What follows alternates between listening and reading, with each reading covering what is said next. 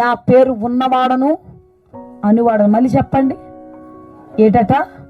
ఉన్నవాడు అనువాడు. నువ్వు ప్రార్థించిన ప్రతి ప్రార్థన కూడా నీ పక్క నుండి ఉన్నవాడుగా అనువాడుగా. 8 రోజుల క్రితం ఒక సిస్టర్ నాకు మెసేజ్ పెట్టారు, సిస్టర్ నాకు 3 రోజుల నుంచి టైఫాయిడ్ ఫీవర్ వస్తుంది, హాస్పిటల్కి వెళ్తే మెడిసిన్ నాకు ఇచ్చారు, మెడిసిన్ నేను వేసుకొని విపరీతమైన మత్తుకి వెళ్ళిపోతున్నాను.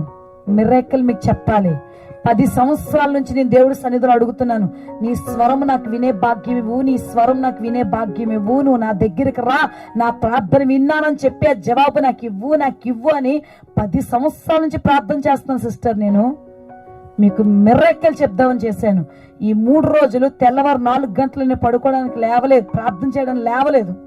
10 సంవత్సరాల నుంచి నా ప్రార్థన కంటిన్యూస్ గా చేసిన నా ప్రార్థన దేవుడు విన్నాడో లేదో కూడా అవగాహన లేదు నాకు. కానీ నేను కన్నీరు కాలుస్తాయని అడుగుతూనే ఉన్నాను. మీకు అద్భుతం చెప్పనా సిస్టర్?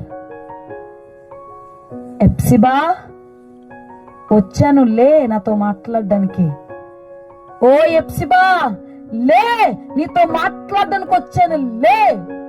ఇలా 3 సార్లు 3 రోజులు నన్ను లేపాడు ఆయన. 3 రోజులు 3 సార్లు నన్ను లేపాడు ఆయన.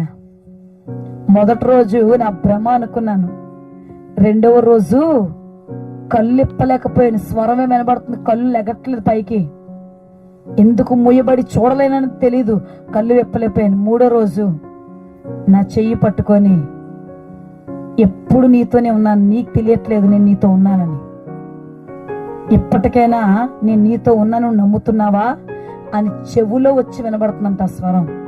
పక్కన మళ్ళీ తన భర్తకి వినబడట్లేదు, ఆమెకి వినబడిందట.